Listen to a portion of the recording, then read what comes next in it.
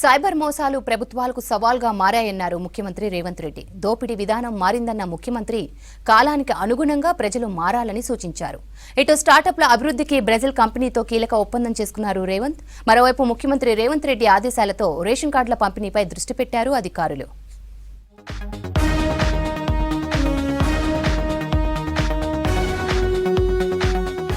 నేరాల శైలి మారుతుందని, వస్తున్న మార్పులకు అనుగుణంగా ప్రజలు, ప్రభుత్వం మారాలన్నారు ముఖ్యమంత్రి రేవంత్ రెడ్డి. హైదరాబాద్ హెచ్ఐసిసిలో నిర్వహించిన షీల్డ్ 2025 సదస్సుకు రేవంత్ రెడ్డి చీఫ్ గెస్ట్ గా హాజరయ్యారు. ఒకప్పుడు దొంగలు ఇళ్లలోకి చొరబడి దోచుకెళ్తే ఇప్పుడు ఎక్కడో ఉండి దొంగలిస్తున్నారని అన్నారు. నేరం ఎక్కడ నుంచి చేశారో కనుక్కోవడం పెద్ద సవాల్గా మారిందన్నారు. సైబర్ మోసాలను అరికట్టేందుకు ప్రభుత్వం సైబర్ సెక్యూరిటీ బ్యూరోను ఏర్పాటు చేసిందన్నారు సీఎం. సమాజంలో వస్తున్న సవాళ్లను ఎదుర్కోవడానికి అవసరమైన అన్ని ప్రణాళికలు మనం సిద్ధం చేసుకోవాలి. దోపిడీలు చేయాలి అంటే నేరగాళ్ళు మన ఇంటికి రావాలి, మన తలుపులో మన కిటికీలో బద్దలు కొట్టాలి, మన ఇంట్లోకి రావాలి, మన త్రిజోరీని పగలగొట్టి తీసుకెళ్ళాలి. కానీ ఈరోజు త్రిజోరీ ఆర్ ట్రెజరీ అనే పదానికే డెఫినేషన్ మారింది. మీ త్రిజోరీలో, మీ ట్రెజరీలో ఉన్న ఎలాంటి ఖజానానైనా దొంగతనం చేయడానికి నవడేస్ సైబర్ క్రైమ్ అనేది ఈ నేరాల రూపు మారింది. ఈ నేరగాళ్లను పట్టుకోవడానికి అవసరమైన విధి విధానాలను రూపొందించుకోవాల్సిన అవసరం ఉన్నది. సాంకేతికత అవకాశాలతో పాటు సవాళ్లను కూడా ఇస్తుందన్నారు IT minister Sridhar Babu.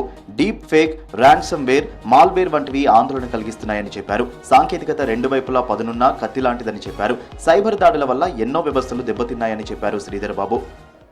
That aligns with our India's digital personal data and protection law. And I would like to say is our state has always been proactive in developing robust cyber security ecosystem, focusing on various initiatives in combating cyber threats and also enhancing digital security. Additionally, we are launching various programs under our Center of Excellence for Cyber Security. And I would like to proudly mention that the new initiative by our Chief Minister in terms of having a Young India Skills University to educate our citizens. స్టార్టప్ల అభివృద్ధికి రాష్ట్ర ప్రభుత్వం మరో కీలక ఒప్పందం చేసుకుంది.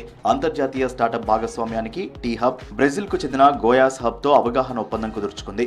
ముఖ్యమంత్రి Revanth Reddy, IT శాఖ మంత్రి శ్రీధర్ బాబు హెచ్ఐసిసిలో గోయాస్ హబ్ ప్రతినిధులతో చర్చలు జరిపారు.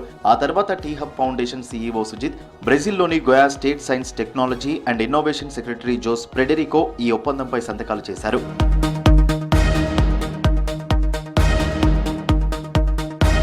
గోయాస్ ఒప్పందంతో తెలంగాణ స్టార్టప్లకు బ్రెజిల్లో అవకాశాలు, అలాగే బ్రెజిల్ స్టార్టప్లకు మన రాష్ట్రంలో అవకాశాలు లభిస్తాయి. ప్రధానంగా artificial intelligence, IT, agritech, health care, Biotech, mining రంగాల్లో పరస్పర సహకారం పంచుకుంటాయి. మార్కెట్ యాక్సెస్ తో పాటు కెపాసిటీ బిల్డింగ్, ఇంక్యుబేషన్, సాంకేతిక భాగస్వామ్యం, పెట్టుబడుల అవకాశాల మెరుగుదల వంటి కీలక అంశాలపై రెండు సంస్థలు కలిసి పనిచేస్తాయి. మన దేశంతో పాటు బ్రెజిల్ స్టార్టప్ ఎకోసిస్టమ్ల మధ్య సంబంధాలను ఈ ఒప్పందం బలోపేతం చేయనుంది.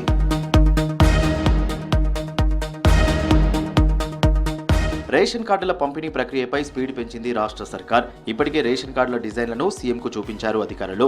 కులగణన, ప్రజాపాలన, ప్రజావాణి, మీ సేవల ద్వారా 4 రకాలుగా దరఖాస్తులు వచ్చాయి. ఎన్నికల కోడ్ లేని జిల్లాలో రేషన్ కార్డుల పంపిణీ చేయాలని సీఎం రేవంత్ ఆదేశించడంతో పంపిణీ చేసే ప్రక్రియపై కసరత్తు జరుగుతోంది. రేషన్ కార్డుల కోసం షార్ట్ టెండర్ పిలిచే పనిలో ఉన్నారు అధికారులు.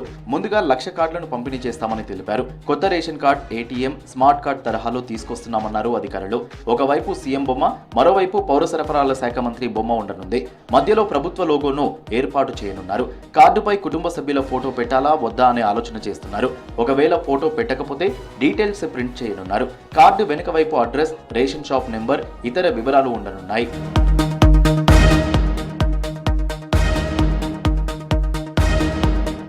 ఎస్సీ వర్గీకరణపై సమగ్ర అధ్యయనం చేసేందుకు high court retired judge justice Shamim Akhtar నేతృత్వంలో ఏర్పాటు చేసిన ఏకసభ్య కమిషన్ కాలపరిమితి మరోసారి పొడిగించింది ప్రభుత్వం. ఇటీవల ఎస్సీ వర్గీకరణపై ప్రభుత్వానికి కమిషన్ నివేదిక ఇచ్చింది. అయితే అభ్యంతరాలు రావడంతో పునఃపరిశీలన కోసం కమిషన్ కాలపరిమితి మార్చి 10 వరకు పొడిగించింది ప్రభుత్వం.